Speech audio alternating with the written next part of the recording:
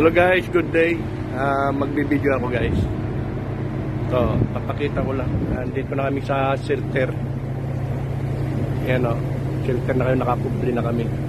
Malis na kami doon guys sa location namin kasi malakas doon. Gulong-gulong kami doon guys. Ang taas doon, 4.7 meters ang high doon sa location namin. Ali, tatlo na lang linyada na lang yung matatapos na sana. Kaso, bad weather.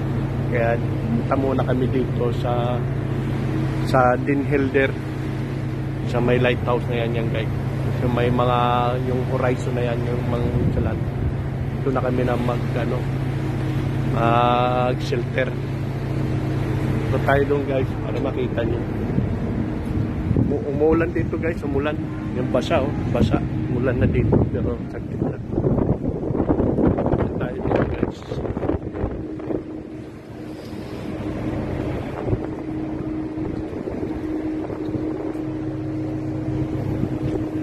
Yan backdeck namin guys. Pakita ko lang. Walang operation guys, walang hila. Hindi nakababa ang scan face.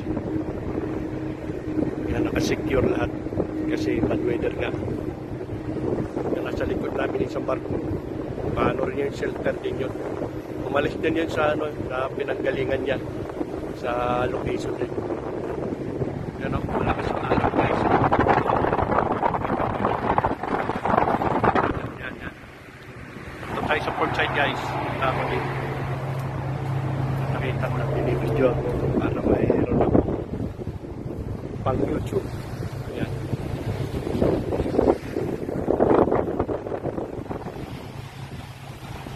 Punta tayo doon sa forward guys. Yan pala guys, para sa sa Dinhilder pala yan guys. Dito pala kami pumunta. Hindi pala sa UK. Hindi kami sa UK pumunta. Kasi itong pinakamalapit sa location ng pinagsorbihan namin kagabi. Kagabi maliwalas doon yung sorbi, kaya natapos namin yung isang linyada. Yung line. Tapos kami transit papunta dito kasi iniwas kami sa bad weather kasi magro-rolling kaya mahilo lang ang makro dito. Kaya pumunta na ako dito guys, forward. Ulan dito guys, ulan. Ulan na naman yan. Ganyan guys. Sa forward dito guys kami.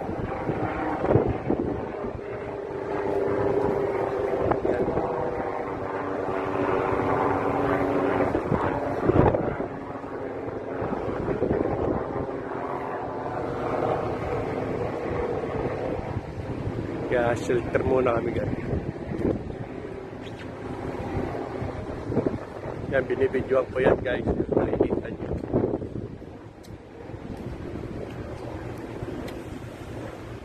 Yan.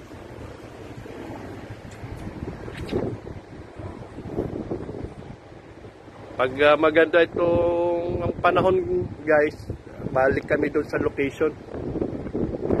Do kasi tatapusin na yun, yung tatlong linyada na yun. 16 hours from Dinhilder papunta doon. 16 hours ang transit. Kaya tagal ang oras kasi malayo-layo doon.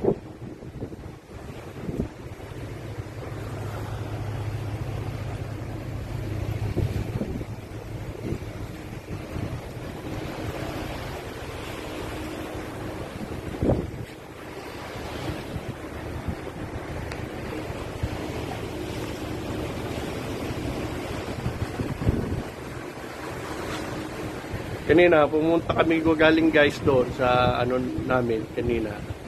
Alon na, baka 4.7. Talagang gigiling-giling kami. Pero hindi naman gaan. Masuka lang. Yung mga crew, hilo na. May hilo sila. Kaya ayaw nila doon mag-standby kami doon. Mag-drifting lang. Muna kami. Hanap kami ng mapagkukublihan. Kaya dito kami napunta. Kaya okay na dito ang weather, hindi gaano. Yun lang, malakas ang current, agos. Yan, yung current na yun, agos yan. Kaya pasalubong kami sa agos. Papunta kami sa ano na yan, yan doon, sa unahan. Doon lang kami mag-standby. Pero hindi kami makagaangkorahe. Parang ano lang kami, steaming.